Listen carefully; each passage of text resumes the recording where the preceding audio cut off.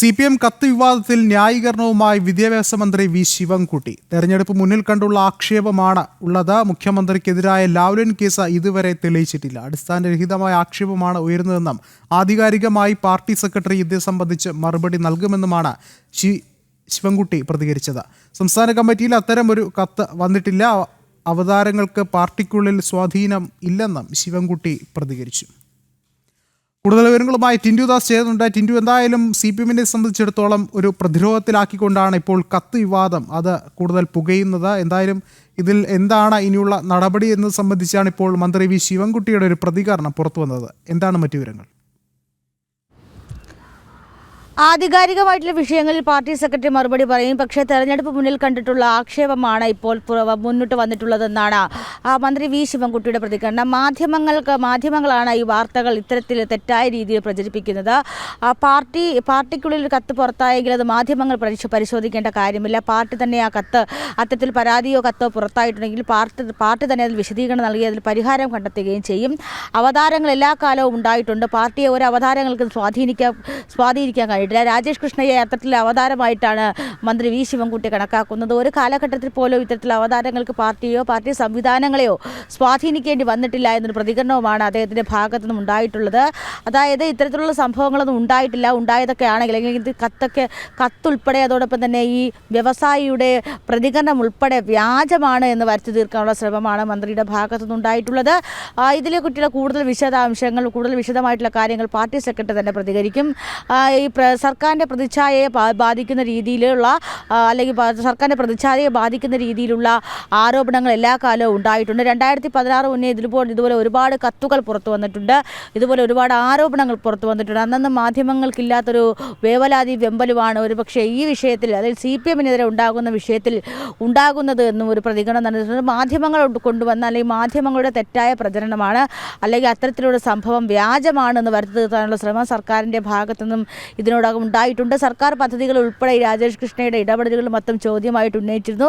അത്തരത്തിൽ എപ്പോഴും ഇത്തരത്തിലുള്ള വിദേശ സംരംഭകരെ ചേർത്തിലെത്തിക്കൊണ്ട് സംസ്ഥാന സർക്കാർ പല പദ്ധതികളും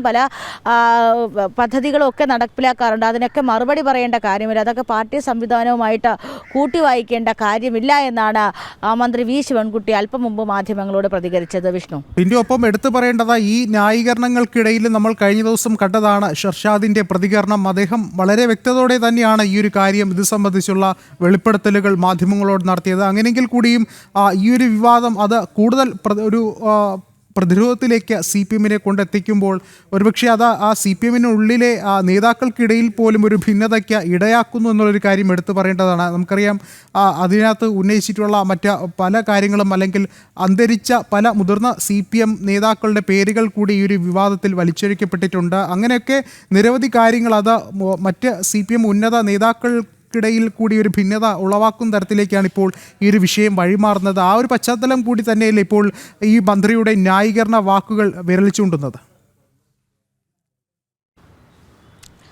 തീർച്ചയായിട്ടും വിഷ്ണു, 2022 ഇതുമായി ബന്ധപ്പെട്ട ആദ്യം മുഹമ്മദ് ഷർഷാദ് ഒരു പരാതി പാർട്ടിക്ക് നൽകുന്നത്. പിന്നീട് 2025 മധുരൈ കോൺഗ്രസിലെ പാർട്ടിയുടെ പോളിറ്റ് ബ്യൂറോയ്ക്ക് തന്നെ കൊടുക്കുന്നു. പോളിറ്റ് ബ്യൂറോ ഇത് സംസ്ഥാന നേതൃത്വത്തിന് കൈമാറുന്നു. ഈ കത്താണ് പുറത്താവുന്നത്. അത്തരത്തിലൊരു കത്ത് ലഭിച്ചിട്ടില്ല എന്നാണ് സംസ്ഥാന നേതൃത്വത്തിന് അത്തരത്തിൽ പരാതി ലഭിച്ചിട്ടില്ല എന്നാണ് മന്ത്രി വി ശിവൻകുട്ടി അല്പം മുൻപ് പ്രതികരിച്ചത്. അപ്പോൾ ഇത്തരത്തിൽ മുൻ മന്ത്രിമാർക്കുൾപ്പെടെ മുൻ സമുന്നത നേതാക്കന്മാർക്കുൾപ്പെടെ ആരോപണങ്ങൾ വരുന്ന വിഷയങ്ങളിൽ നിസ്സംഗത നിലപാട് സ്വീകരിച്ചുകൊണ്ട് വ്യാജമായി വരുത്തി തീർത്തുകൊണ്ട് ഈ വിവാദങ്ങളെ കൈയൊഴുകിയാണ് പാർട്ടിയുടെ ഇടയിൽ നിന്ന് അല്ലെങ്കിൽ സംസ്ഥാന സർക്കാരിൻ്റെ പ്രതിനിധികളുടെ ഇടയിൽ നിന്നും ഉണ്ടാകുന്നത് നമുക്ക് മനസ്സിലാക്കാൻ സാധിക്കുന്നുണ്ട്. അതിൻ്റെ ഒരു പ്രതികരണമാണ് ഇത്തരത്തിൽ ഇന്നുണ്ടായത്. ഇത് നേരത്തെ വിഷ്ണു സൂചിപ്പിച്ചതുപോലെ തന്നെ പാർട്ടി നേതാക്കൾക്കിടയിൽ ഭിന്നാഭിപ്രായങ്ങൾ ഉണ്ടാക്കാൻ സാധിക്കും. കാരണം PBയെ വിശ്വസിച്ച് നൽകിയ ഒരു കത്ത്, ആ കത്ത് പിന്നീട് സംസ്ഥാന നേതൃത്വത്തിലേക്ക് പോകുന്നു. പിന്നീട് ആ കത്ത് പുറത്തു പോകുന്നു.